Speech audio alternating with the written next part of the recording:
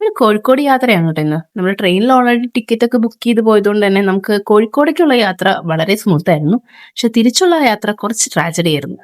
നമ്മൾ ticket book ചെയ്യാതെ വന്നതുകൊണ്ട് തന്നെ, അതായത് നമ്മൾ ബസ്സിനാണോ ട്രെയിനിനാണോ തിരിച്ച് റിട്ടേൺ എന്നുള്ളൊരു ഉറപ്പില്ലാത്തതുകൊണ്ട് നമ്മൾ ടിക്കറ്റ് എടുത്തിട്ടുണ്ടായിരുന്നില്ല.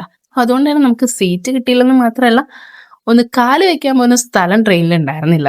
മാവേലി എക്സ്പ്രസിനാണ് നമ്മൾ തിരിച്ച് റിട്ടേൺ വന്നത്.